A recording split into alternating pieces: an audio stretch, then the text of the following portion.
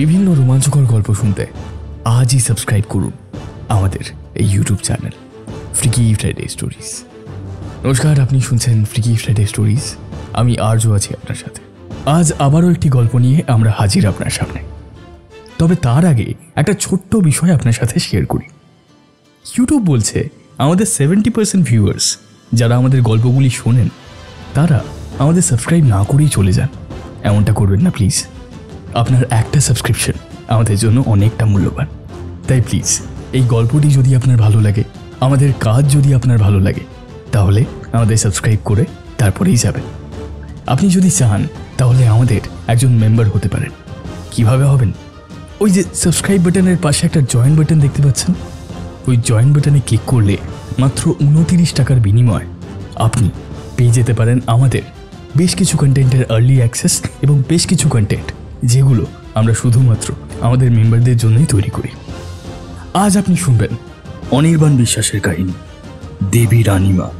আমাদের আজকের গল্প পাঠে রয়েছে অরিজিৎ এবং গল্পের সূত্রধার আমি আর্য। শুনতে থাকুন আমাদের আজকের গল্প।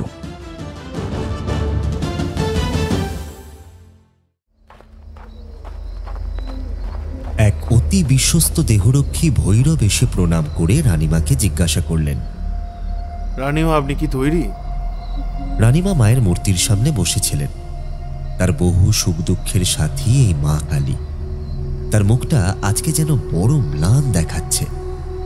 রানীমার মনটা তাই আজকে বড়ই অস্থির।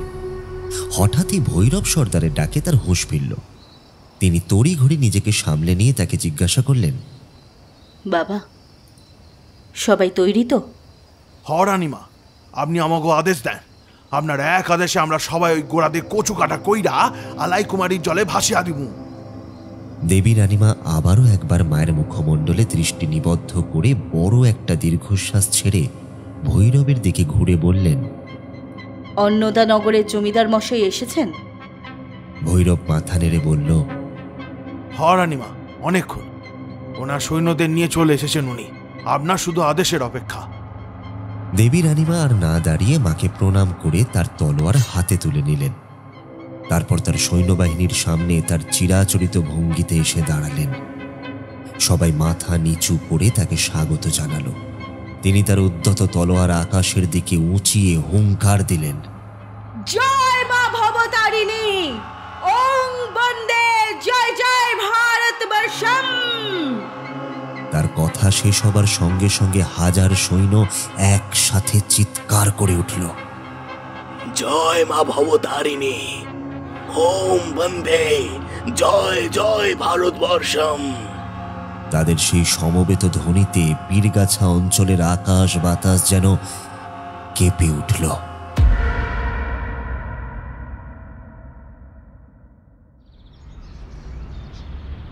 শুভ্রবাবু তার বিশ্বস্ত কাজের লোক সনাতনকে নিয়ে কলেজের ছেলে মেয়েদের সাথে শিলিগুড়ি বেড়াতে এসেছেন।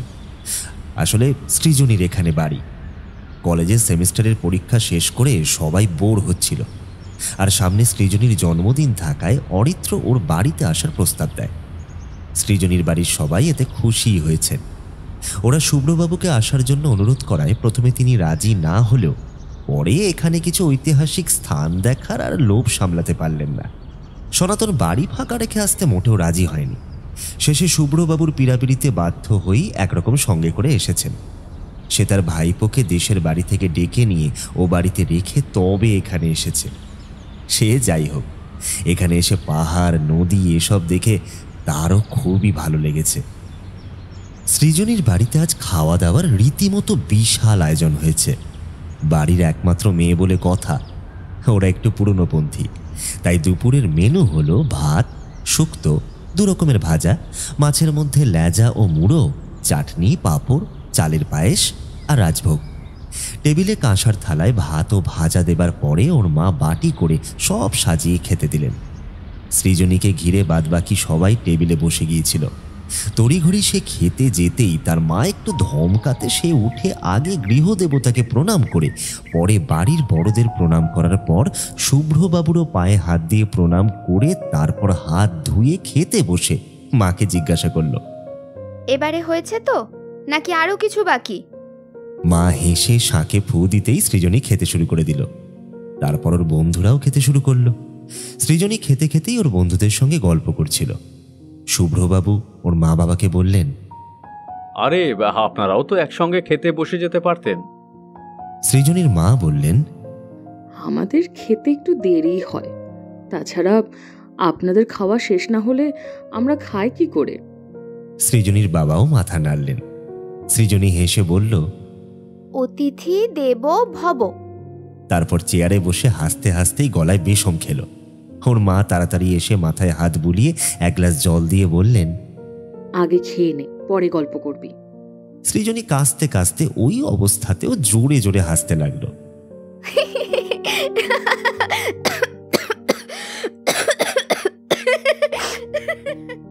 সৃজনীর মা বিরক্ত হয়ে বললেন, জানেন শুভ্রবাবু, আমার এই মেয়েটা ছোটবেলা থেকে বড় দুরন্ত। ছোটবেলায় এত দুরন্ত ছিল যে ছেলেদের মতো গাছে চড়তো, ড্যাঙ্গুলি খেলতো, সাঁতার কেটে বড় বড় ঝিল নদী পারাপার করত। জানো তো কাকু, ছেলেদের থেকেও না আমার টিপ ভালো ছিল। ঢিল মেরে গাছের ফল পারতাম। গুলতির টিপ তো একেবারে অব্যর্থ ছিল। অরিত্র বলল, মেয়ে মতটা কিরকম? সৃজনী চোখ বড় বড় করে বলল, মাইন্ড ইওর ল্যাঙ্গুয়েজ, বড়রা আছে কিন্তু। অরিত্র নিজেকে সামলে নিয়ে বলল, সে তো আমরা সবাই জানি। আরে ওকে কি থামাচ্ছিস? সবাই ওকে তাই বলতো। দুদিন বাদে বিয়ে হবে, শ্বশুর ঘরেও তাই বলবে। সে বললে বলবে, আমি আমার নিজস্বতা তার জন্য বিসর্জন দেব না। যে আমাকে এইভাবেই অ্যাকসেপ্ট করার সে করবে, আদারওয়াইজ আগে বাড়ো ভাই। তাহলে তোর আর বিয়ে হবে না, তুই যা ইচ্ছে কর। সৃজনী কিছু একটা বলতেই যাচ্ছিল, তার আগে শুভ্রবাবু সিচুয়েশনটা সামলে নিলেন। তিনি বললেন, আরে আগে সবাই খেয়ে নাও, তারপর আমি এই নিয়ে একটা গল্প বলবো, তাহলে উনি আর সৃজনীর ওপরে রাগ করতে পারবেন না। সৃজনীর মা বাবা দুজনেই বেশ অবাক হয়ে তাকালেন। এবারে সবাই বেশ নড়ে চড়ে বসল। এর মধ্যে পূরবী বলল, এই অরিত্র, তুই মেয়েদের এত ইনসাল্ট করিস কেন বলতো? কেউ কেউ একটু ডান পিঠে হতেই পারে। কাকিমার সঙ্গে ওর ঝামেলা লাগালি তো? ওরকম কেউ বলে ওর নাচকে জন্মদিন? অরিত্র চোখটা বড় করে পূরবীর দিকে তাকাতেই সে বলল, ওরকম তাকালে কি হবে? আমি যা সত্যি সবসময় সেটাই বলি, তাতে কারোর গায়ে লাগতেই পারে। অরিত্র পিকলুকে কনুই দিয়ে গোঁত্তা মেরে আস্তে করে বলল, দেখছিস কিরকম আমাকে কেস খাওয়াচ্ছে? ওকে না এই কারণে আমি নিয়ে আসতে বারণ করেছিলাম। দাঁড়া, শালাকে একা পাই, দেখাচ্ছি ওকে। শুভ্রবাবু মুচকি মুচকি হাসছিলেন। তিনি বুঝেছিলেন যে একটু বাদেই ঝামেলা লাগলো বলে, তাই তিনি সবাইকে বললেন, আরে সৃজনী হলো জলপাইগুড়ির মেয়ে, আর এই জলপাইগুড়িতে যিনি থাকতেন তিনিও কম দোষী ছিলেন না। তার দোষীপনার জন্য তখনকার কিছু লোক হয়রান হয়ে পড়েছিল। কারা আঙ্কেল? এখন নয়, তাহলে ইন্টারেস্ট নষ্ট হয়ে যাবে। কথা কম বলে এখন তাড়াতাড়ি খেয়ে নাও। পিকলু বলল, বাহ, বেশ, তাহলে তাড়াতাড়ি খেয়ে নি। দুপুরে খাওয়ার পরে তাহলে বেশ জমাটি গল্প হবে। আঙ্কেল, আন্টি, আপনারাও তাড়াতাড়ি খেয়ে নিন। আমাদের শুভ্র আঙ্কেল হেব্বি গল্প বলেন। তারপর আর বেশি কথা কেউ না বলে সবাই তাড়াতাড়ি খেয়ে নিল। খাবার পরে শুভ্রবাবুকে ঘিরে সবাই বসল। পূরবী অরিত্রর দিকে একবার দেখে নিয়ে ন্যাকামি করে বলল, আঙ্কেল, আপনি একবার সবাইকে সৃজনের হয়ে বলে দিন তো, যাতে ওকে কেউ কিচ্ছু না বলতে পারে। শুভ্রবাবু হেসে বললেন, ছোটবেলায় এরকম দুষ্টু অনেকেই থাকে, উল্টো দিক দিয়ে দেখলে এটা তো তার গুণ, ও এত কিছু করতে পারতো। সৃজনীর মায়ের দিকে তাকিয়ে বললেন, মেয়ে মানেই যে হাতে চুড়ি পরে ঘোমটার আড়ালে চুপ করে বসে থাকবে, এই ধারণাটাই ভুল। বেশি তো বলিনি, কিন্তু সবাই চায় একটু শান্তশিষ্ট মেয়ে। জেনে শুনে কে ওকে বিয়ে করবে বলুন তো? সে সময় মতো ঈশ্বরই ব্যবস্থা করে দেবেন। অরিত্র আস্তে করে সৃজনীকে বলল, কিরে, তোর মাকে বলবো নাকি নামটা? হ্যাঁ, এত চিন্তা করছেন যখন। সৃজনী দাঁত চেপে বলল, গাট্টা খাবি কিন্তু। আচ্ছা আঙ্কেল, আপনি বলছিলেন ওর মতো কে একজন এখানে থাকতেন? ওর মতো এরকম আমি ঠিক ওটা মিন করিনি, তবে অবশ্যই দোষী ছিলেন। তার মতো মেয়েকে যদি দুনিয়া মাথায় তুলে সম্মান জানাতে পারে, তবে ওই বা সেই সম্মান পাবে না কেন? সে যাই হোক, আগে তোমাদের চিতে ডাকাতের গল্প বলেছিলাম, আর আজকে বলবো এক বীরাঙ্গনা মেয়ের কাহিনী। কি নাম আঙ্কেল? শুভ্রবাবুকে সৃজনীর মা এসে সাজা পান দিয়ে বললেন। আমিও শুনি। শুভ্রবাবু তাকে ধন্যবাদ বলে পানটা পুরো মুখে পুড়ে দিয়ে বললেন, সৃজনী, গল্পটা শুরু করলেই তুই বুঝতে পারবি, কিন্তু শেষ না হলে নামটা বলবি না, ঠিক আছে? সৃজনী মাথা নেড়ে মায়ের পাশে বসল। শুভ্রবাবু একটু হেসে বললেন, তোমাদের চিত্তেশ্বরী মায়ের গল্প আগেই বলেছিলাম যে আগের কলকাতা এখনকার কলকাতার মতো ছিল না। আচ্ছা, তার আগে পানটা শেষ করে নি।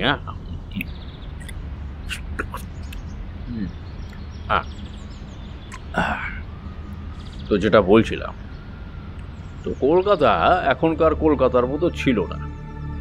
জঙ্গলাকীর্ণ কর্দমাক্ত এক ভয়াবহ অঞ্চল ছিল। ব্রিটিশরা তখন কিছুদিন হলো পায়ের জমি শক্ত করেছে। আমাদের সেই অবিভক্ত বঙ্গে তখন ছোট ছোট অনেক জমিদার ছিল।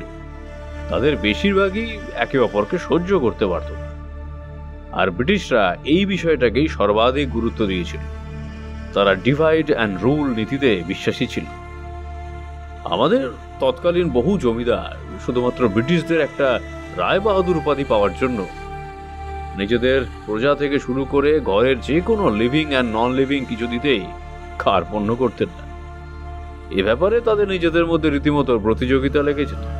কিছুটা বিখ্যাত পরিচালক ঋতুপর্ণ ঘোষের পরিচালিত অন্দরমহল সিনেমায় রানী ভিক্টোরিয়ার আদলে তৈরি দেবী মূর্তি তৈরির মতো ব্যাপার। তাহলে বুঝতেই পারছো, যাদের কাছে নিজেদের কাছের মানুষের কোনোই সম্মান নেই, তাদের কাছে গরিব প্রজারা কতটা হেনস্থা হতে পারে। তো যেটা বলছিলাম, তৎকালীন যুগে আমাদের এই জমিদার সম্প্রদায়ের হাত ধরেই ইংরেজরা আমাদের উপরে প্রভুত্ব করে এসেছে।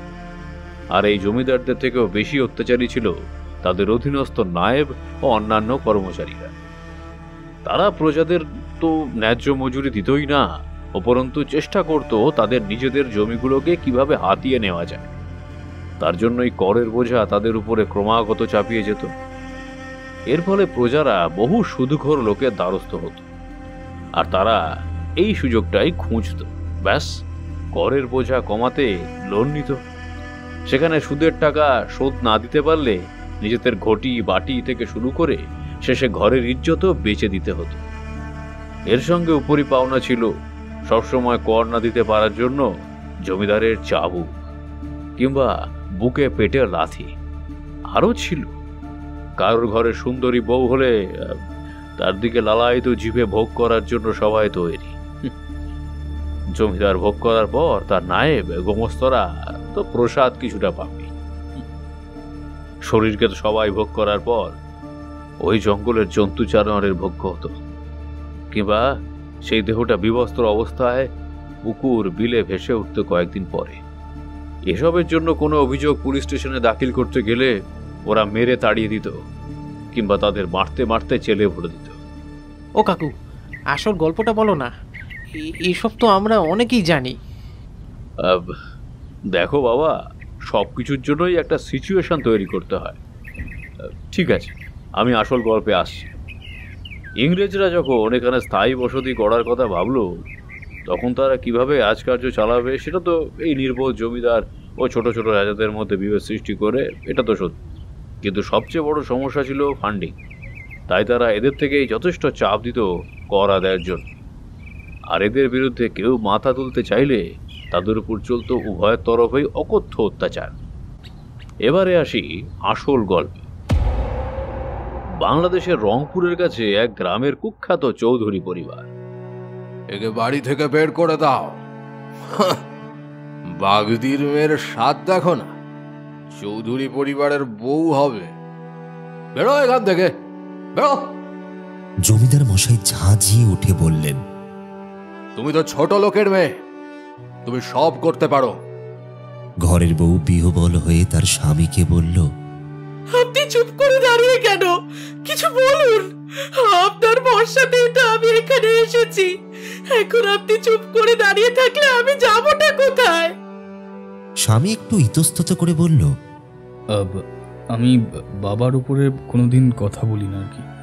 জমিদার মশাই রেগে বললেন, আমাদের শিক্ষিত পরিবারের কেউ বাপের মুখের ওপরে কথা বলে না। আমি তো তোমাকে বেরিয়ে যেতে বললাম, যাও। বউ হাত জোর করে মাটিতে বসে পড়ল, তারপর বলল, আমি আপনাকে মিনতি করছি, আমাকে বের করে দেবেন না। আমি আপনার ছেলের বিয়ে করা বউ। দেখুন দেখুন, আমার মাথায় সিঁদুর, হাতে শাখা পলা, আপনার ছেলের দেওয়া আংটি।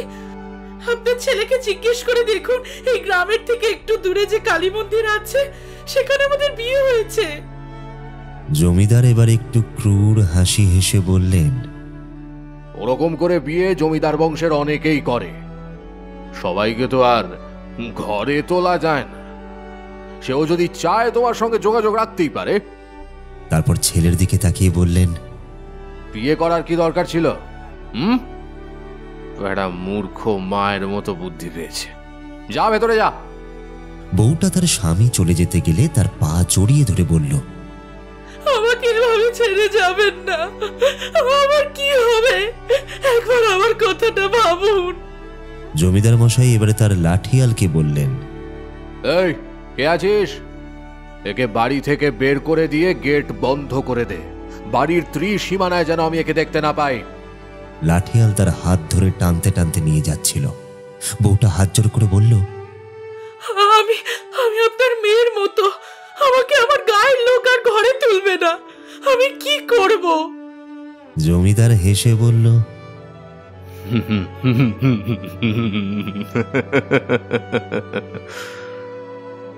এত সুন্দর গতর তোমার, বাবুর অভাব হবে না। সে হাত জোর করে মিনতি করতে লাগলো, কিন্তু লাঠিয়াল তাকে টানতে টানতে গেটের বাইরে নিয়ে যেতে লাগলো।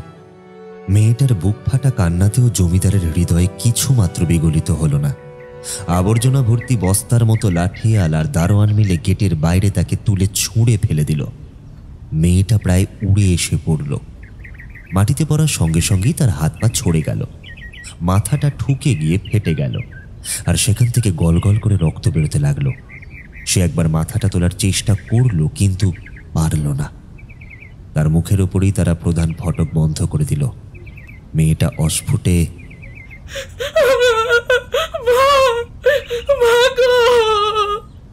বলে অর্ধ চৈতন্য হয়ে মাটির ধুলোতেই মাথা গুঁজে দিল।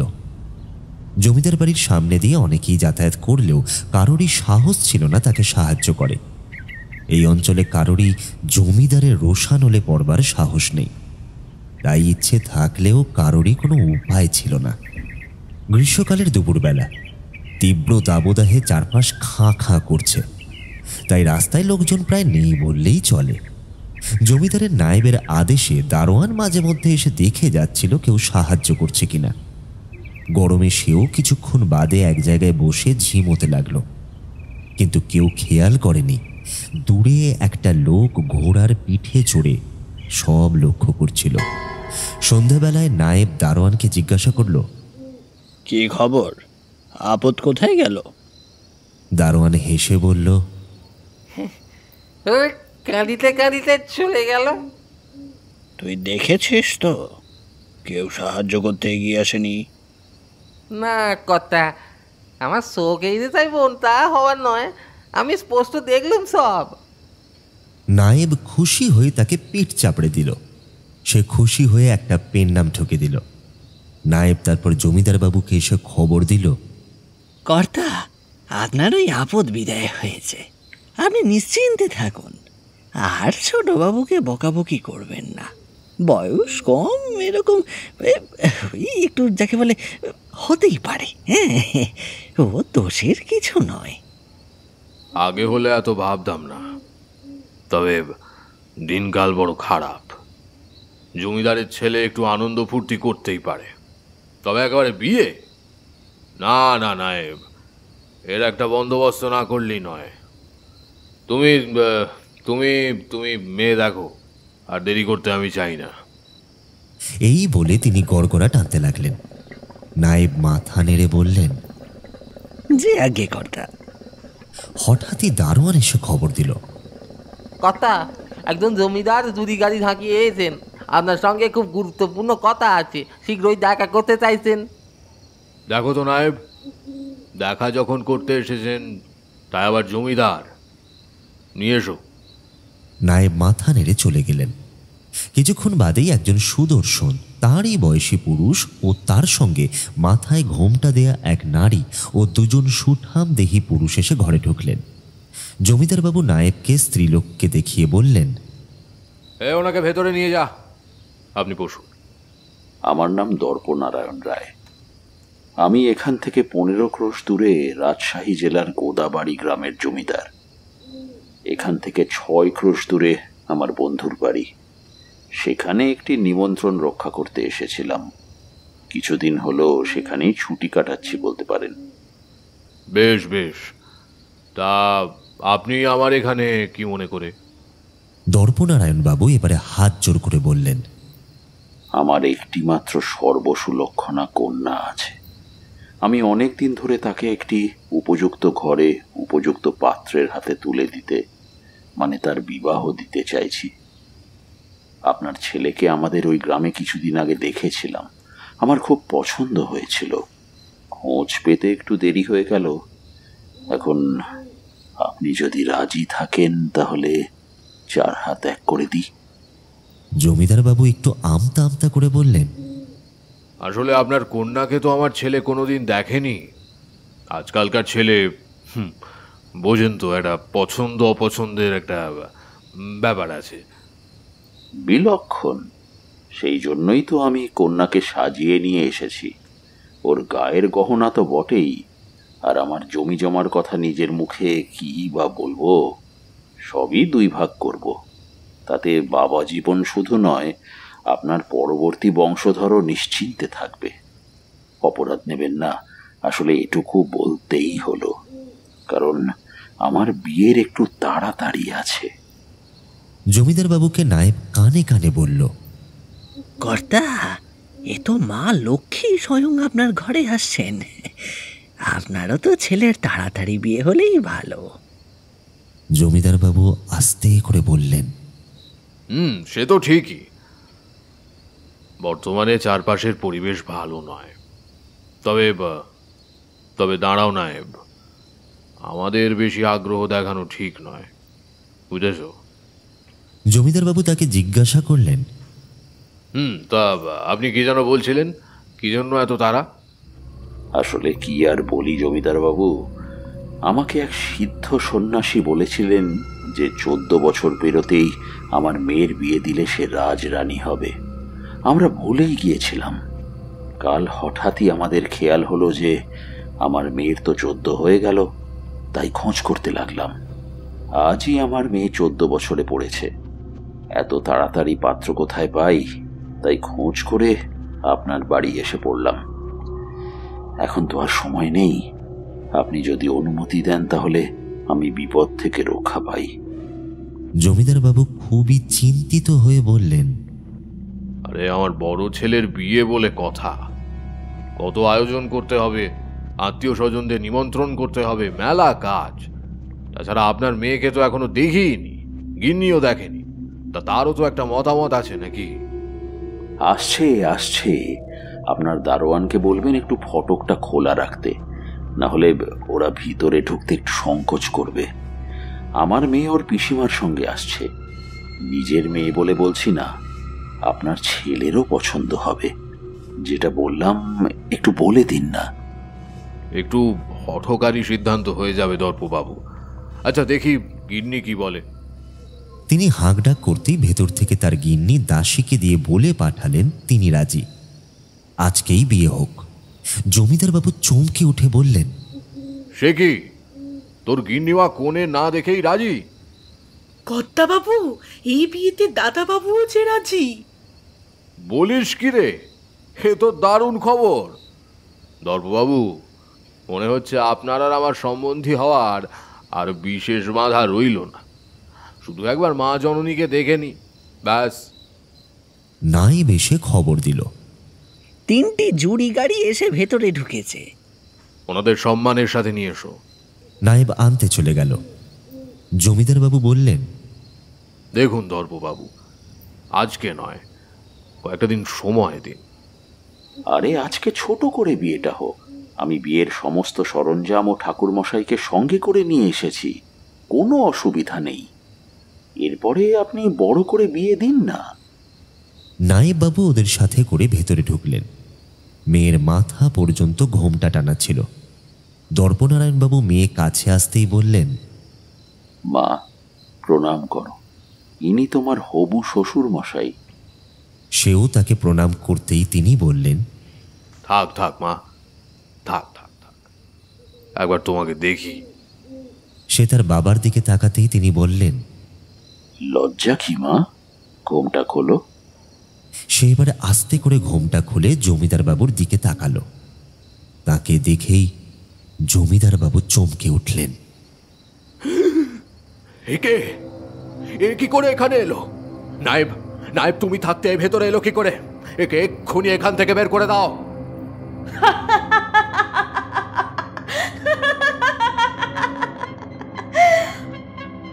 এবারে ভেতর থেকে তীব্র স্বরে অট্টহাসি তিনি শুনতে পেলেন।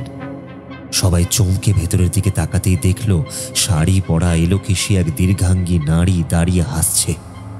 তাকে দেখে জমিদার বাবু ভয় মিশ্রিত কণ্ঠে কিন্তু চিৎকার করে বললেন, আর কেই বা তুমি? তোমার তোমার এত সাহস হলো কি করে আমার অন্দরমহলে ঢোকার? নায়েব, এদের গলা ধাক্কা মেরে বাইরে বের করে দাও। আমার সাহস আর কোথায় তেমন দেখলেন জমিদার বাবু?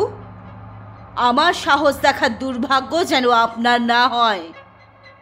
মেয়েটার গম্ভীর কণ্ঠস্বর শরীরের হৃদস্পন্দন যেন থামিয়ে দেয়। জমিদার বাবু একটু থমকে গেলেন।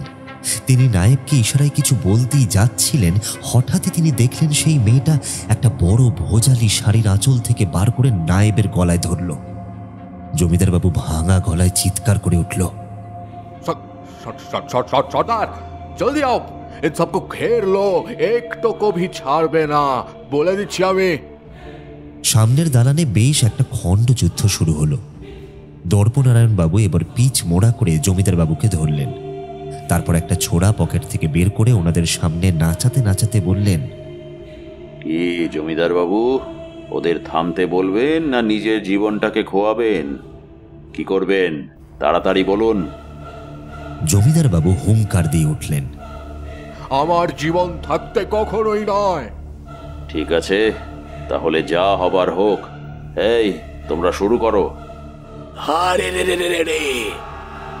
মুখে কাপড় চাপা দেয়া বহু ডাকাত গেট দিয়ে পাঁচিল টপকে ভেতরে ঢুকে পড়ল। অতর্কিত আক্রমণে জমিদারের লাঠিয়ালরা ধরাশায়ী হয়ে পড়ল।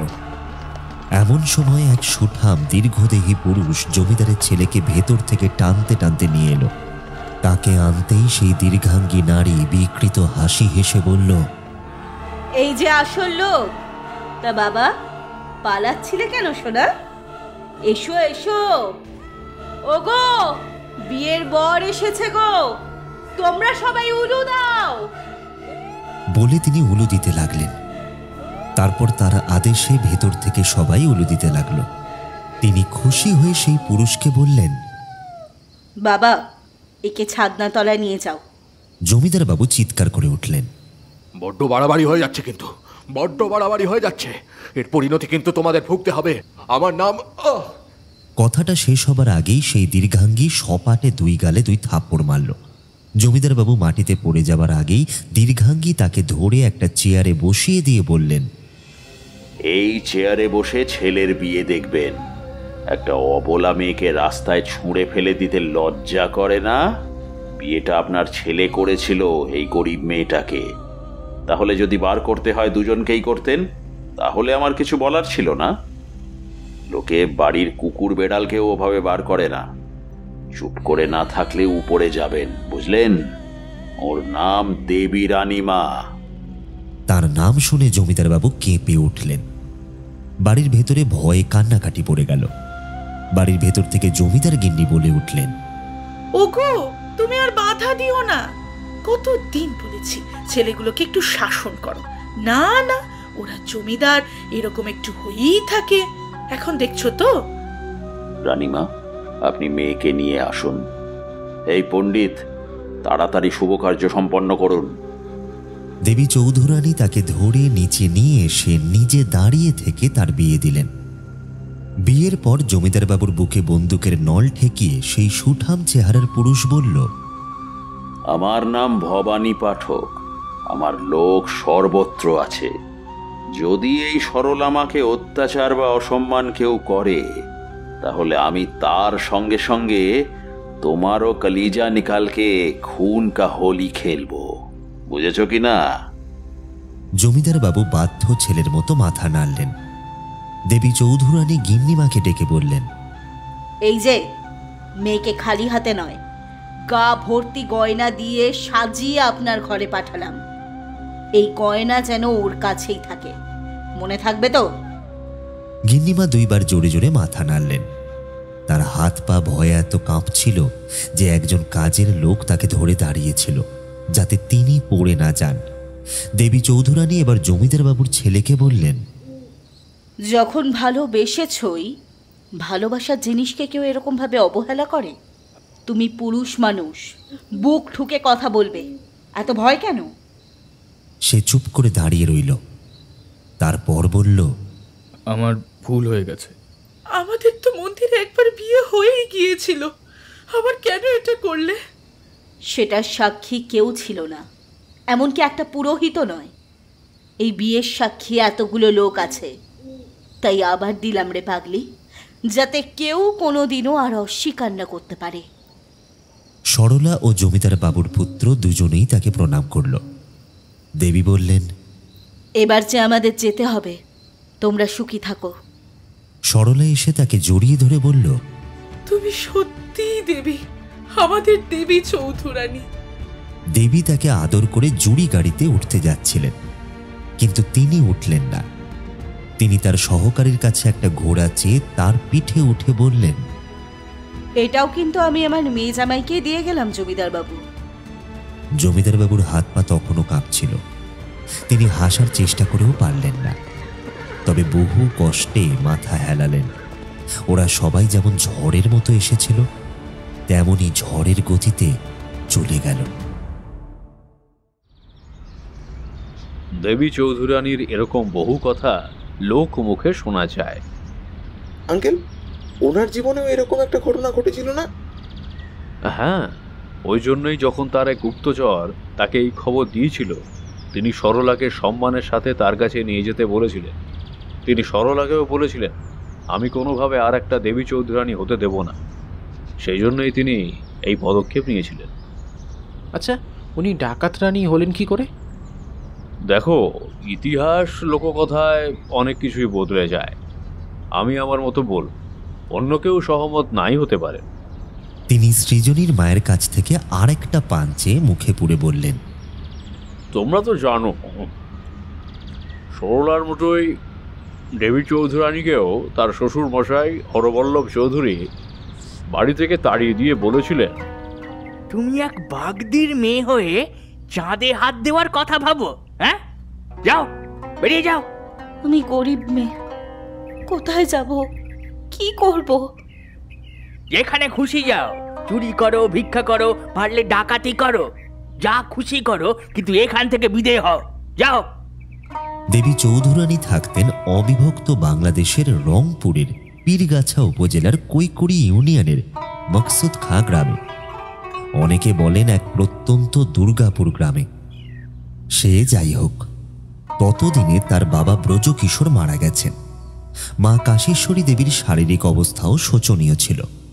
ফলে তাকে শ্বশুর বাড়ি থেকে তাড়িয়ে দেওয়ার পর সে বনের ধার ধরে খালি পায়ে যেতে যেতে খিদে তৃষ্ণায় ক্লান্ত হয়ে বনের ধারে শুয়ে ঘুমিয়ে পড়ে। ঘুম ভাঙতেই সে দেখে তার মুখ হাত পা বাঁধা। তার মতো বহু মেয়ে মুখ হাত পা বাঁধা অবস্থায় পড়ে আছে। সে চমকে উঠে নিজেকে কোনো মতে ছাড়িয়ে নেবার জন্য আপ্রাণ চেষ্টা করতে লাগলো, কিন্তু কিছুতেই পারল না। হঠাৎই তার চুলের মুঠি ধরে টানতে টানতে তাদের প্রধানের কাছে নিয়ে গেল। সে তাকে বলল, এই মেয়ে, তুমি এখন আমাদের হাতে বন্দী। এখন থেকে তুমি হচ্ছ গণিকা। আমরা যা বলবো তাই করবে, বুঝেছ? না হলে সারা গায়ে না আগুনের ছ্যাঁকা দিয়ে দেব। এই যা, একে নিয়ে যা। দেবী চৌধুরানী ছটফট করছিল কিছু বলার জন্য, কিন্তু কেউ কোনো কথা শুনল না। সে রাগ করে খাওয়া বন্ধ করে দিল। তার শরীর খারাপ হয়ে যাচ্ছিল, তাই প্রধান ওদের সাগরেদদের বলল, একে যে করে হোক কিছু খাওয়া, না হলে এর কতরের ভালো দাম পাওয়া যাবে না যে, বুঝেছিস? ওরা মুখ হাঁ করিয়ে জোর করে খাওয়ালে সে তাদের মুখের ওপর থু করে দিল। তারা রেগে গিয়ে তার ওপর এবার শারীরিক নির্যাতন করতে গেল, কিন্তু ওদের প্রধান এসে দাঁড়ালো। প্রধান হুঙ্কার দিয়ে বলল, এই এই ছেড়ে দে, ছেড়ে দে ওকে। শরীরে দাগ থাকলে সেটা আমাদেরই ব্যবসার ক্ষতি। আমি প্রায় 500 গণিকার দল চালাই, আমাকে গরম দেখানো? ওর এই শরীরের গরম এবার আমি ঠান্ডা করব। এই বলে সে তার উপর ঝাঁপিয়ে পড়তে যাচ্ছিল। ঠিক সেই সময়ে এক সাগরে দেশে খবর দিল, উস্তাদ, রসুল মিয়া এসেছে, বড় খবর আছে উস্তাদ। বলে হাসতে থাকলো। প্রধান বিরক্ত হয়ে বলল, ও রসুল, ওই যে ওই বর্ধমান পেরিয়ে থাকে তো? হ্যাঁ, ও বড় খবরে নিয়ে আস। ঠিক আছে, চলো। এই বলে ওরা রসুলের কাছে গেল। রসুল তাদেরকে দেখে হেসে বলল, খুব বড় খবর আছে, আমাদের উস্তাদ কিন্তু জলদি মাল চেয়েছে। কিন্তু দাম? সে পকেট থেকে বেশ কয়েকটা মোহর বার করে দিল। প্রধান মোহরগুলো গুনে সাগরেদকে বলল, এই মাল নিয়ে আয় ভালো দেখে। সাগরেদ তার কানে কানে বলল, নতুন চিড়িয়াকে পাঠিয়ে দাও না, বড় নকরা করছে। প্রধান মাথা নেড়ে সায় দিল। প্রায় 100 জন মেয়েদের নিয়ে তারা রওনা হলো। রসুল তাদের দলের লোকজনদের বলতে লাগলো, বনের পথটা তাড়াতাড়ি পেরো। কতবার তোদের বললাম রাতের আগে এই পথটা পেরোতে, কিন্তু কে শোনে কার কথা? না, এখন আল্লাহ তালাই ভরসা। চল চল, জলদি চল। সারা বন যেন উথাল পাথাল হয়ে যাচ্ছে। এই সুযোগ, দেবী কোনো মতে এই সুযোগে ওখান থেকে বনের মধ্যে দৌড় দিল। যেতে যেতে কত গাছে ধাক্কা খেলো, পায়ে কাঁটা বিঁধে গেল, কিন্তু সে থামল না। কারণ সে জানে থামলে তার সাথে কি নিদারুণ ঘটনা ঘটতে পারে। এই ঝড় তার জীবনের একটা বাঁক নিয়ে এসেছে। পেটে কোনো দানা নেই, মাথা ঘুরছে, শরীর আর চলছে না, চোখে ঝাপসা দেখছে। দূরে সে আলোর আভাস দেখতে পেল। সেই দেখেই সে প্রাণপণে দৌড়তে লাগলো। সে আলোর কাছাকাছি এসে, মা রক্ষা করো, মা রক্ষা করো বলে চিৎকার করে জ্ঞান হারালো। যখন তার জ্ঞান ফিরল, সে চারপাশে তাকিয়ে দেখল তাকে ঘিরে মুখে চাপা দেওয়া অনেকগুলো মুখ। তার বুকটা একবার ছ্যাঁত করে উঠল। সে বেশ বুঝতে পারল সে ডাকাতের হাতে পড়েছে। ওদের মধ্যে লম্বা চওড়া এক ব্যক্তি এসে জিজ্ঞাসা করল, তো কোন আছিস, এখানে এলি কি করে? সে প্রথমে ভয় পেয়ে গেল, কিন্তু মনে মনে ভাবল সে যার হাতে ধরা পড়েছিল তাদের থেকে তো ভালো। তাই সে নির্ভীক চিত্তে বলল, আমি বড় অভাগী গো বাবা, আমার শাওর ঘর আমারে নেয়নি, আমাকে কিছু লোক বেচে দিয়েছে বাবা। আমি কোনোভাবে ওদের হাত থেকে বেঁচে পালিয়ে এসেছি বাবা। এবার তোমার এই মেয়েরে তোমার পায়ে একটু ঠাই দাও বাবা, পায়ে একটু ঠাই দাও। সে হো হো করে হেসে বলল, তু আমাকে চিনো? আমি ডাকু আছি, আমার নামে সব জায়গা কাঁপে। তুই ডাকো কিনা আমি জানি নে, আমি তোমারে বাবা বলে ডেকেছি। এখন তুমি আমারে তাড়িয়ে দিলে ওদের হাতি পড়ার থেকে আমার মরণ ভালো। এবার তুমি যা ভালো বোঝো করো। মা কালী যখন তোমার কাছে এনে ফেলেছে, তুমি যা করার করো, যা করার করো। ডাকাত পড়ল ভারী মুশকিলে। মা কালীর কথা বলে সে তাকে ভারী বিপদে ফেলে দিয়েছে। তার কচি মুখ, নিষ্পাপ চোখ আর জীবনের কথা শুনে এই ডাকাতের হৃদয়ও বিগলিত হয়ে যাচ্ছে। তার সাগরেদরা বলল, ওস্তাদ, ওই মেয়েটা পুলিশের চড়ও হতে পারে, ওকে বিদায় করে দাও, বিপদ বাড়িও না। ডাকাত তার আরাধ্যা দেবী মা কালীর দিকে তাকিয়ে বলল, ना वो झूठ कथा बोलছে ना, ओके जेते दिले उन लोगों ने ठीक ढूंढ लेगा। नहीं नहीं, ये हम कभी भी होने नहीं दूंगा। उसे जो होगा हम देख लेंगे। वो सही बोला है, सब माँ की इच्छा से ही हुआ है। काली माई इसको हमारा पास भेजा है। हमें किंतु खूब खतरनाक डाकात सरदार आछी और हम लोगों का रहने का कोई जगह ना आछे। ये मान कर अगर तुम रह सकती हो तो ठीक है। আমি তো বললাম বাবা, আমি বড় অভাগী, আমার যে কোথাও যাবার জায়গা নেই। বাবা, তুমি যেখানে যেমন ভাবে আমাকে রাখবে আমি তেমনি থাকবো। মেয়ে বাবার কাছেই তো থাকে, খালি তুমি আমার তাড়িয়ে দিও না। ठीक है, जो तुम्हारी इच्छा, मगर यहाँ रहने का कुछ कानून है जो तुमको मानकर चलते होगे। আমার শ্বশুর আমাকে বলেছিলেন চুরি, ভিক্ষা, এমনকি ডাকাতি, যা ইচ্ছে তাই করে পেট চালাতে।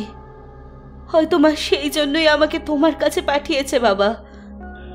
আমাকে সবাই ভবানী सरदार बोले चेने। अमियो सीधा साधा आदमी था।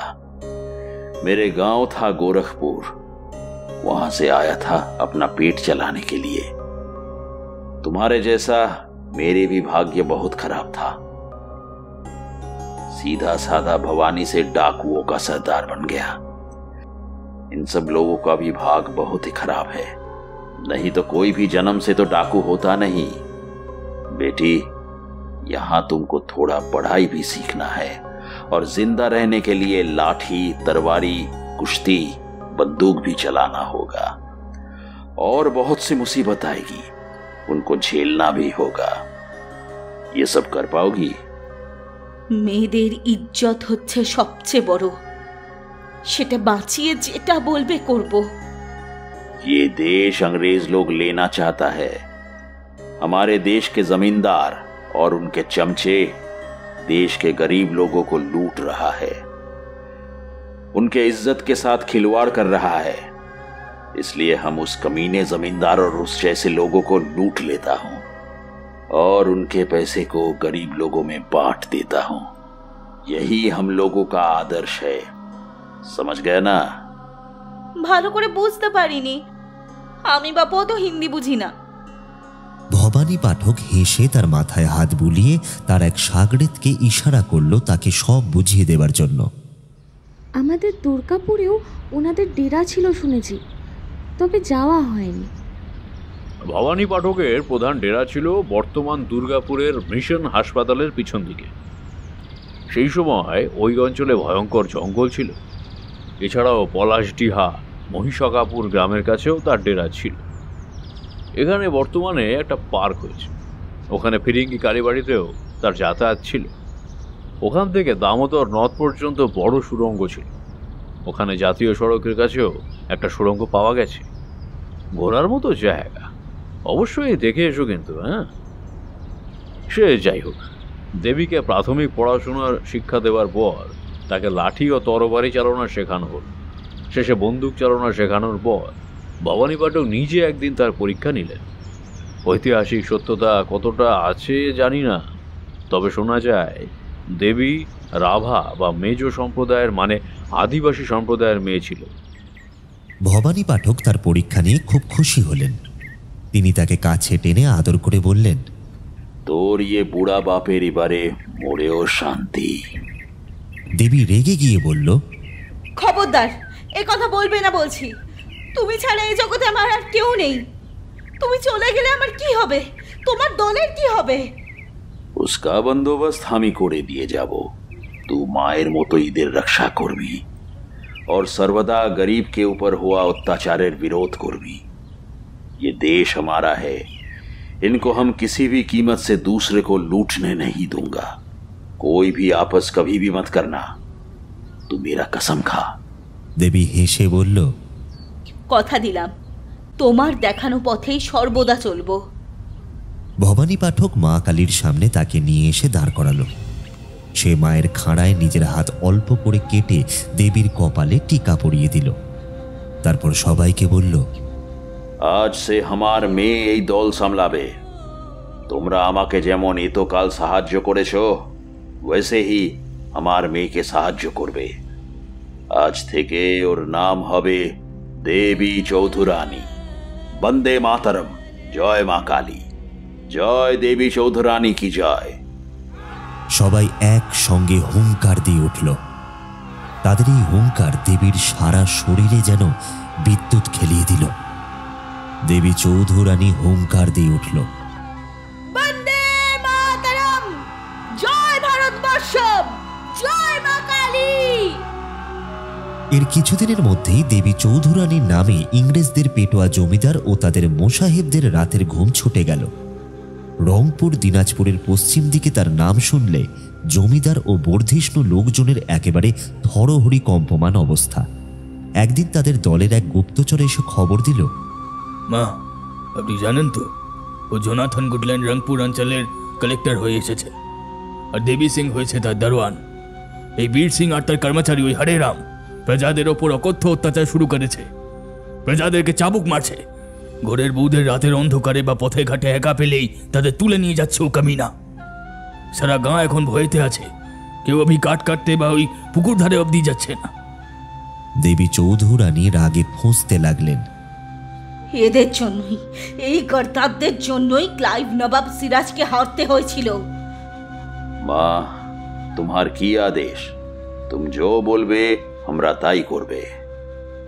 বাবা, আমার কাছে আরো খবর আছে। ওরা মীর কাসিমকে আমাদের বিরুদ্ধে যুদ্ধ করতে পাঠাবে। ফলে একে ইংরেজ সৈন্য, তার উপর মীর কাসিমের সৈন্য, দুজনের যৌথ সৈন্যের সাথে আমাদের লড়তে হবে। लेकिन उनके वो सैनिक के साथ আমরা লড়বো কিভাবে? ওরা লড়বে জমি দখলের জন্য, আর আমরা লড়বো আমাদের দেশের মাতৃসম জমি, ঘরের মেয়ে বউদের রক্ষা করার জন্য। এক কথায় এটা আমাদের দেশের স্বাধীনতার লড়াই। আমরা আমাদের জান লড়িয়ে দেব। সবাই তাকে সমর্থন জানালো। সবাই চলে গেলে দেবী চৌধুরানী মায়ের মন্দিরে এসে দাঁড়ালো। মায়ের মূর্তির দিকে তাকিয়ে বলল, মা, এই বিপদে তুমি পথ দেখাও। সত্যি তো ওদের সৈন্যদের সামনে আমাদের সৈন্যরা তো কিছুই নয়। তুমি এক মা, আর দেশমাতৃকা এক মা। তুমিই পথ দেখাও। কি করে আমরা দেশমাতৃকাকে রক্ষা করব? পথ দেখাও মা, পথ দেখাও। দেবী চৌধুরানী হাত জোর করে মায়ের পায়ের সামনে বসে পড়ল। হঠাৎই মায়ের হাত থেকে একটা ফুল মাটিতে পড়ল। দেবী চৌধুরানীর আনন্দে মুখে হাসি ফুটে এলো। क्या माँ, तू यहाँ अकेले বসে বসে হাসছিস क्यों? কিছু ভাবলি কি? হঠাৎই ভবানী পাঠক পিছন থেকে তার পিঠে হাত রাখল। দেবী চৌধুরানী হেসে বলল, বাবা, মায়ের আদেশ পেয়ে গেছি, আর চিন্তা নেই। পাগলি মেয়ে আমার। না গো, সত্যি আমার মাথায় হঠাৎ করে এই বুদ্ধি এলো। শোনো বাবা, আমরা রংপুর, দিনাজপুর ও বগুড়া অঞ্চলের সমস্ত অত্যাচারিত চাষিদের একত্র করব। ওদের বোঝাতে হবে যে ইংরেজরা আমাদের শত্রু। ওদের বিরুদ্ধে আমাদের একসঙ্গে লড়তে হবে। सच बात, ये सचमुच हमार लड़की जैसा बात। बाघेर बच्चा। ए, कोई है? हाँ सरदार, बोलिए। বলে একজন এসে দাঁড়ালো। দেবী দুটো কাগজে চিঠি লিখে ওর হাতে দিয়ে বলল, যত তাড়াতাড়ি সম্ভব এই চিঠি ইংরেজদের কাছে পাঠাও। আর একটা বগুড়া অঞ্চলের গ্রাম প্রধানকে পাঠিয়ে বলো, এটা দেবী চৌধুরানীর অনুরোধ, তারা যেন একসাথে লড়ে। সে মাথা নেড়ে চলে গেল। দুই জায়গায় সময় মতো চিঠি পৌঁছে গেল। দেবী চৌধুরানী একদিন বগুড়া অঞ্চলে গভীর রাতে সবাইকে ডেকে সভা করলেন। সেখানে তিনি সরাসরি ইংরেজদের বিরুদ্ধে বিদ্রোহ ঘোষণা করতে বললেন। তিনি সবাইকে উদ্বুদ্ধ করে বললেন, ওদের যত আমরা ভয় পাবো, ততই ওরা আমাদের ওপর অত্যাচার করবে। এই যে তোমাদের উর্বর জমিতে জোর করে নীল চাষ করাচ্ছে, যাতে তোমরা এতে আর কোনো দিনও কোনো ফসল ফলাতে না পারো। তোমাদের উপযুক্ত মজুরি দিচ্ছে না, উপরন্তু তোমাদের কপালে জুটছে চাবুক আর পদাঘাত। এগুলো তোমরা কেন সহ্য করছো? একটা কথা জেনে রেখো, সাহসী লোক একদিন মরে, আর ভীতু লোক রোজ মরে। এবার তোমরা বলো, তোমরা কি করবে? মেয়ে বউদের ইজ্জত হারিয়ে রোজ মরবে, নাকি বীরের মতো লড়াই করবে? তার এই জ্বালাময়ী বক্তৃতায় সবাই উদ্বুদ্ধ হয়ে ইংরেজদের বিরুদ্ধে দিকে দিকে বিদ্রোহ ঘোষণা করতে লাগলো। ইংরেজ সরকার নাস্তানাবুদ হয়ে পড়ল। ইংরেজরাও তার এই কার্যকলাপ দেখে রেগে গেল। দেবী সিংহ ও তার সহকারী হরেরাম তৎকালীন কালেক্টর গুডলাককে বলল, সাহেব, this is Chaudhurani, Devi Chaudhurani. All প্রজাদের ইওর এগেনস্টে খেপাচ্ছে sir. Please do something sir, নাহলে কিন্তু প্রজারা মানে ইওর এগেনস্টে ডু বিদ্রোহ স্যার। দিস টাইম ওকে না স্টপ করতে পারলে কিন্তু স্যার ও কিন্তু হেডে উইল রাইজ স্যার। গুডলাক রেগে বললেন, I will teach a good lesson to Devi. Send a letter to Mir Qasim and to attack this Devi. Quick! দেবী সিংহ আনন্দে নিচে উঠে বলল, ওকে স্যার, তাড়াতাড়ি পাঠাচ্ছি স্যার। এই বলে সে আর হরেরাম মীর কাসিমকে সবকিছু জানিয়ে চিঠি দিল। হরেরাম হেসে বলল, এইবার দেবী চৌধুরানীর ভবলীলা সাঙ্গ। দেবী চৌধুরানী রংপুরের নুরুদ্দিন বাকের মুহাম্মদ জাংয়ের সাথেও যোগাযোগ করল। রংপুর ও বগুড়ার শত শত সৈন্য দেবী চৌধুরানীর পাশে দাঁড়ালো।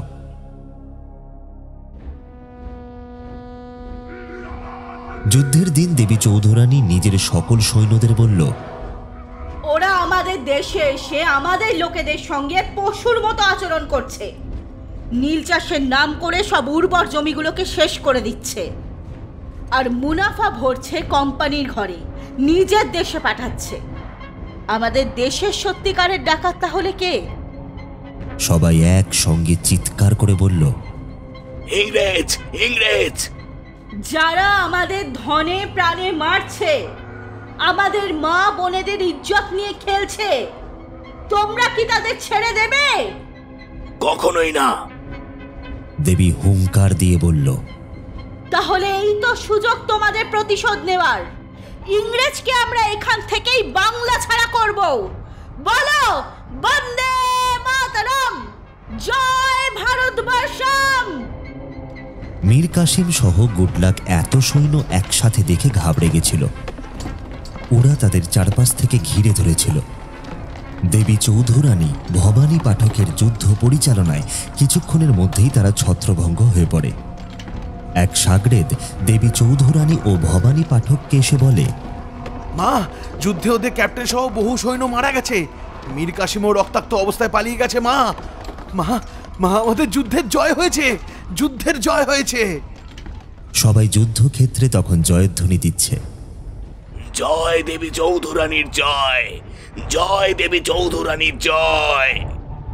দেবী চৌধুরানী সবার উদ্দেশ্যে বলল, এই জয় সমস্ত বাংলা তথা ভারতবাসীর জয়। এই জয় বিদেশি শক্তির অত্যাচারের বিরুদ্ধে আমাদের সমবেত লড়াইয়ের জয়। বন্দে মাতরম, জয় ভারতবর্ষম।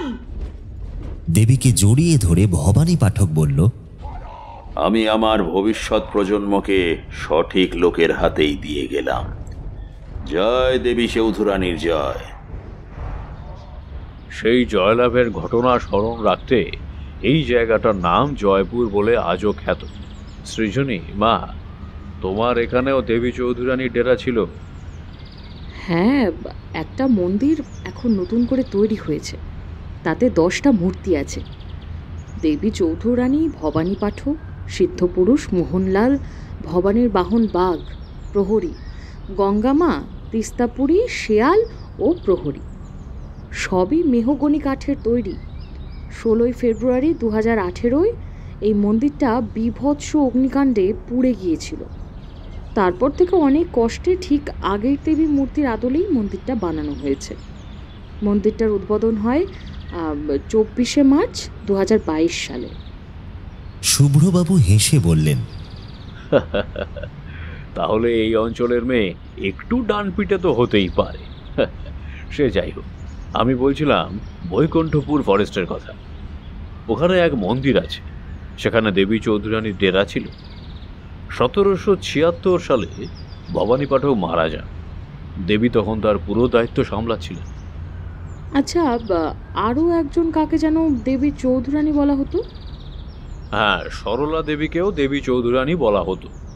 তবে আমি যার কথা বলছি ইনি কিন্তু তিনি নন। তবে আরও একজনকে দেবী চৌধুরানী বলা হতো। তিনি পশ্চিম দিনাজপুরের জয়দুর্গা দেবী। তিনিও এরই মতো মহিলা জমিদার ছিলেন। তিনিও প্রজাবৎসল জমিদার ছিলেন। আরও একটা ব্যাপারেও মিল ছিল, তিনিও ইংরেজদের বিরুদ্ধে চিরকাল লড়ে গেছেন। সেই জন্যই অনেকে এনার সঙ্গে গুলিয়ে ফেলত। এই বলে তিনি একটু জল খেলেন। সৃজনীর মা বলল, আর একটা পান দেবো নাকি দাদা? তিনিও হেসে মাথা নাড়লেন। সৃজনীর মা পানের ডিবে থেকে একটা পান বার করে তাকে দিলেন। তিনি পানটা মুখে পুড়ে আবারও বলতে লাগলেন, দেবী চৌধুরানী ডেরা ছিল মূলত বাংলাদেশের রংপুর, পশ্চিম দিনাজপুরের কিছু অঞ্চল আর জলপাইগুড়ির এই বৈকুণ্ঠপুর ফরেস্ট অঞ্চল। ওই জয়দুর্গা দেবী এই সময় দেবী চৌধুরানীকে প্রচুর সাহায্য করেছেন। যাই হোক, তো দেবীর গল্প আবারও বলি। এই জলপাইগুড়ির বৈকুণ্ঠপুর ফরেস্ট তখন ঘন গাছপালায় ঢাকা গভীর জঙ্গল ছিল। বহু জন্তু জানোয়ার ছিল এখানে, বলতে গেলে জন্তু জানোয়ারে ভর্তি। 1772 সালে ভূমিকম্পের ফলে ত্রিস্রোতা তিস্তা নদী সরে গিয়ে এই অঞ্চল বুড়িগঙ্গা নদী থেকে ব্রহ্মপুত্র নদের সঙ্গে যুক্ত হয়। ফলে এই অঞ্চলটা আসলে তিস্তার নিচে ছিল। এখানে দেবী চৌধুরানীর একটা ডেরা ছিল, যেটা এখন হাইওয়ের পাশে। আচ্ছা, আবার গল্পে ফিরি, তার আগে পানটা পুরো খেয়ে নিয়ে।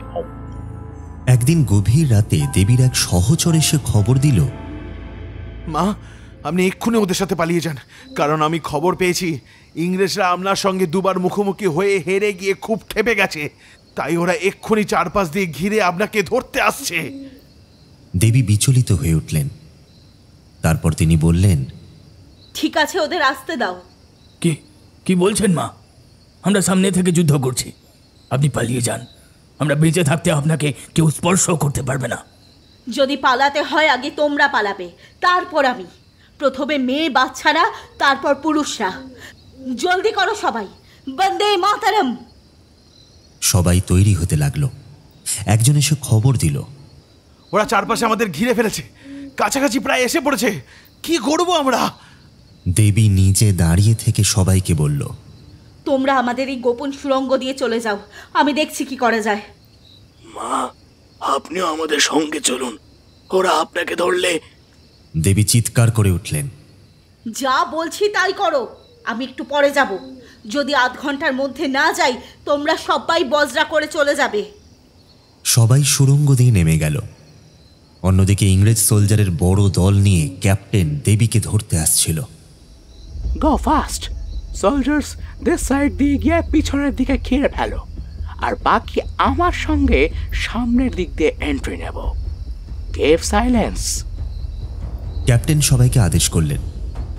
সবাই চুপি সারে জায়গাটা ঘিরে ফেলল।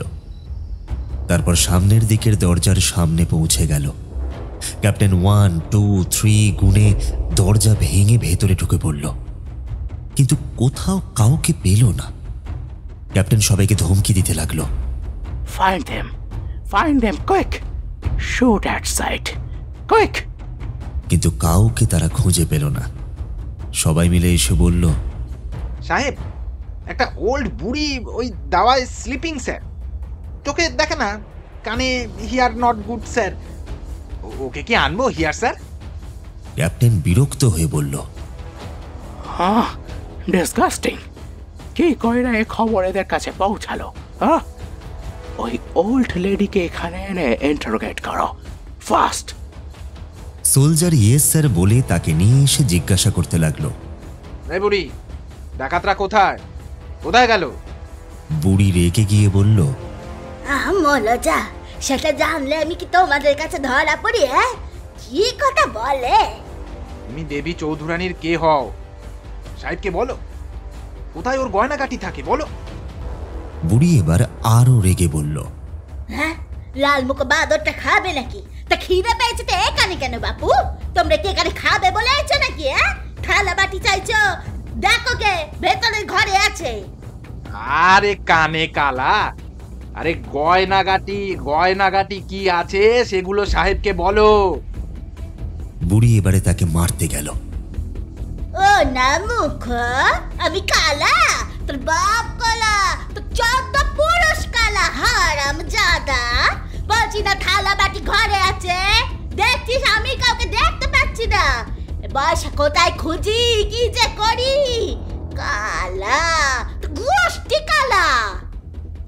সে সাহেবকে দেখে বলল, সি স্যার, she giving গালি sir, not hearing anything, no anything. Okay, leave her. You search everywhere, every corner. তারা কিছুক্ষণ খোঁজাখুঁজি করে কিছুই না পেয়ে শেষে সাহেবকে জানালে সাহেব আফসোস করলেন। Damn it, they escaped. তারপর তারা তাদের সৈন্য সামন্ত নিয়ে চলে গেল। এদিকে নদীর পাড়ে সবাই প্রমাদ গুনতে লাগল। দেবী চৌধুরানী তখনও এসে পৌঁছাননি। তাদের একজন বলল, মাকে ছেড়ে আমরা কিছুতেই পালিয়ে যাব না। সবাই একই সাথে একই কথা বলল। তাদের মধ্যে এক বুড়ো সর্দার বলল, সুরঙ্গ সে কুছ আদমি যাও, দেখো যাকে কি অবস্থা। অবস্থা খারাপ বুঝলে একজন এসে এখানে খবর দেবে, তখন মেয়ে বাচ্চাদের বজরা করে অন্য ডেরায় পাঠিয়ে দেব। বাকিরা আমরা এখানেই থাকবো, এক সাথ লড়েঙ্গে হাম সব। সেই সর্দার বেশ কয়েকজনকে নিয়ে ওই সুড়ঙ্গ দিয়ে ওখানে উঠে শোনে সৈন্যদের বুটের আওয়াজ। তারা তারপর পুরো ঘটনা নিজের কানে শোনে। কিছুক্ষণ বাদে বুটের আওয়াজ মিলিয়ে গেলে তারা দাওয়ায় আওয়াজ করতেই সেই বুড়িটা গিয়ে তাদের বিছানা সরিয়ে ঢাকনা খুলে দেয়। সবাই এসে সেই বুড়িকে দেখে বলে, তুমি কে মা? আমাদের এত উপকার করলে, আমাদের দেবীকে দেখেছ? বুড়ি কানে হাত রেখে শুনে বলে, ওই তো তোদের মায়ের মূর্তি, দেবী তো ওখানেই আছে।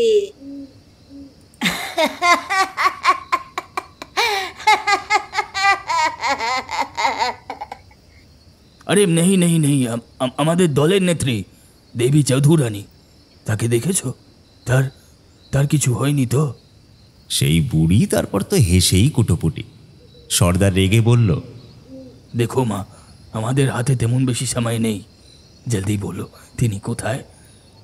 সেই বুড়ি তারপর ভালো করে দাঁড়িয়ে উঠে বলল, সর্দার, তুমিও আমাকে চিনতে পারলে না, আর আমার আদেশ অমান্য করে চলে এলে কেন?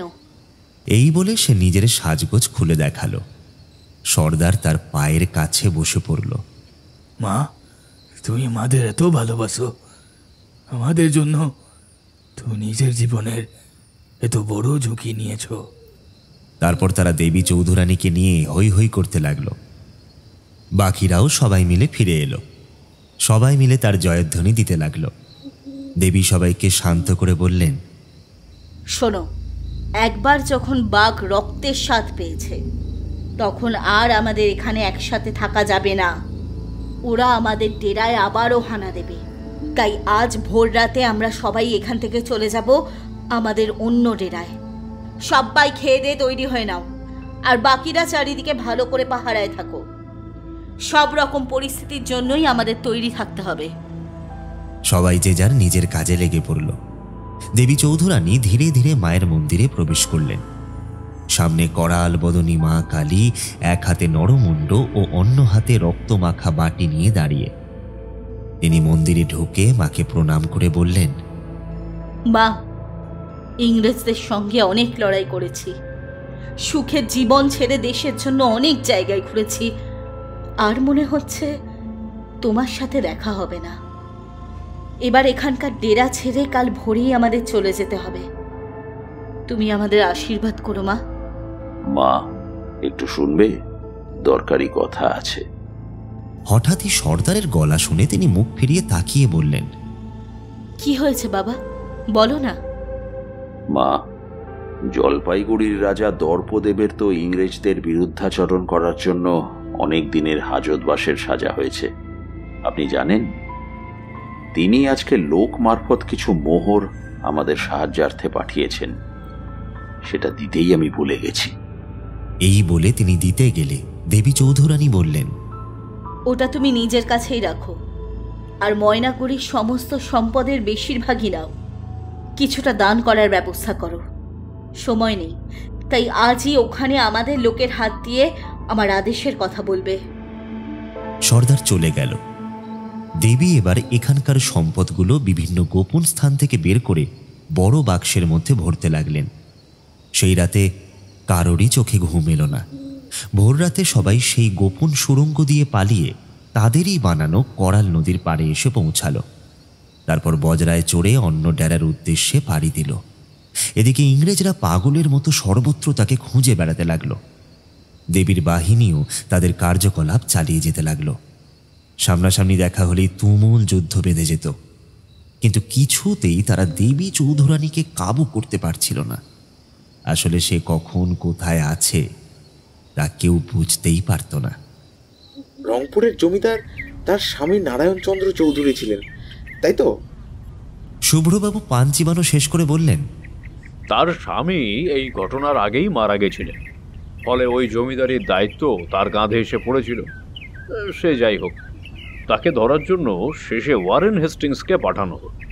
তিনি এসে চিরুনি তল্লাশি শুরু করলেন, আর আমাদেরই দেশের লোককে পয়সার লোভ দেখিয়ে দেবীর পিছনে লাগিয়ে দিয়েছিলেন। আমাদের দেশে দেশভক্তের মতো গদ্দারেরও কোনো অভাব ছিল না। অচিরেই তারা দেবী চৌধুরানীর প্রায় সমস্ত ডেরার সন্ধান চিনিয়ে দিতে লাগলো। অনেক সময় তার কিছু লোক তার গোপনে সম্পত্তি সহ ধরা পড়ে যায়। ওয়ারেন হেস্টিংস ব্রিটিশ বাহিনীকে অত্যাধুনিক অস্ত্রশস্ত্র সমেত তৈরি করে।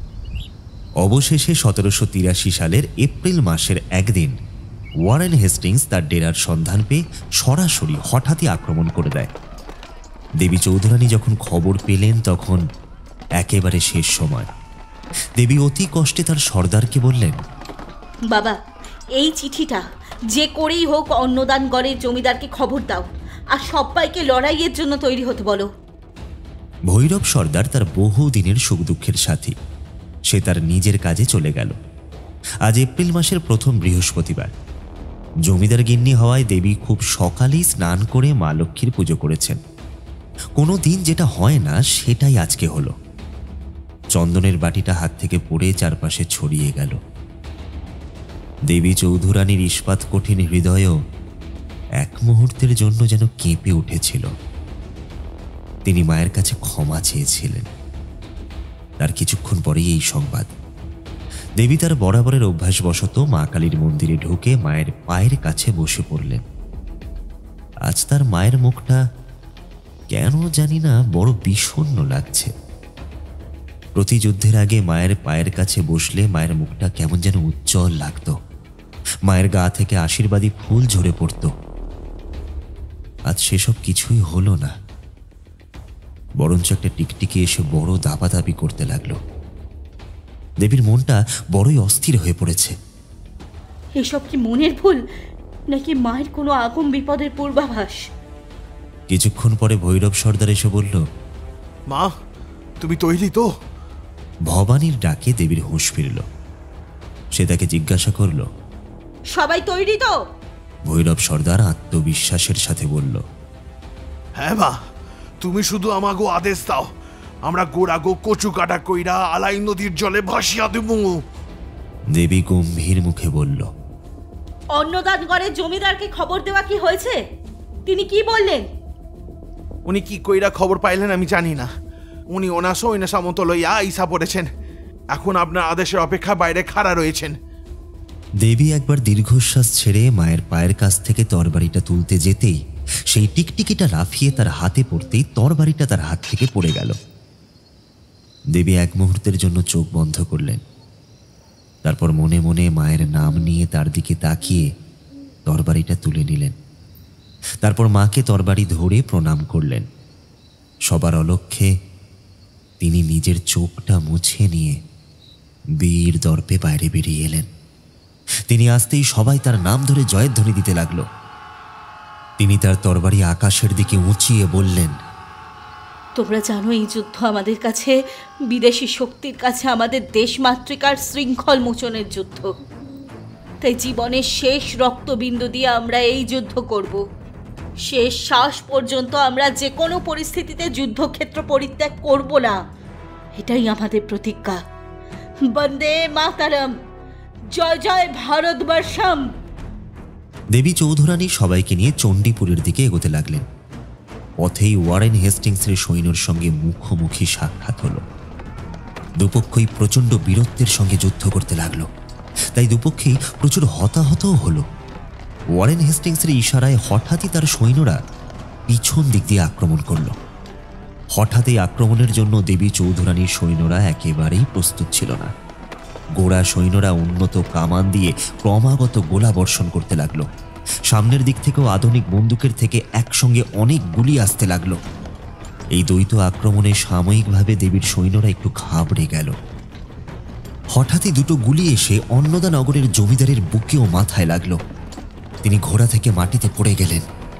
দেবী সেটা দেখে আবেগে বিহ্বল হয়ে ওই দিকে এগিয়ে গেলেন। আসলে তাদের জমিদার মারা যাওয়ায় তাদের সৈন্যবাহিনীরা ছত্রভঙ্গ হয়ে পড়েছিল। ওয়ারেন হেস্টিংস এই সুযোগটাই খুঁজছিলেন।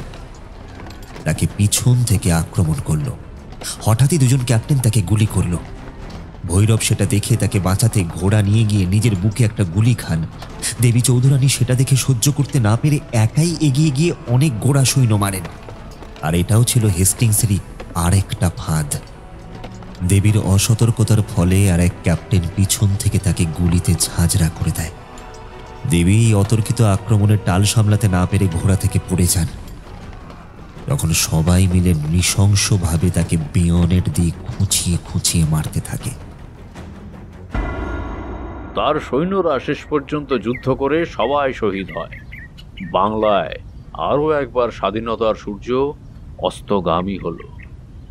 শুভ্রবাবু থামলে কিছুক্ষণ সারা ঘর নিস্তব্ধ ছিল। সবারই দুঃখে চোখে জল চলে এসেছিল। তবে পুরবীর দীর্ঘশ্বাসে সবাই যেন সম্বিত ফিরে পেল। সে নিজের চোখ মুছে বলল, আঙ্কেল, একবার সেখানে যাওয়া যায় না? আমার না খুব যেতে ইচ্ছে করছে। এই প্রথমবার তুই একটা দারুণ কথা বলেছিস। শুভ্রবাবু সৃজনীর বাবাকে বললেন, এখন তো সবে 3:30। এখন দেবী চৌধুরানীর মন্দিরে যাওয়া যাবে না? হ্যাঁ বাবা, তোমার গাড়িটা তাড়াতাড়ি বার করো তো, আমার তো এখনই সেখানে যেতে ইচ্ছে করছে। ও, আরও একটা কথা বলতে ভুলে গেছি।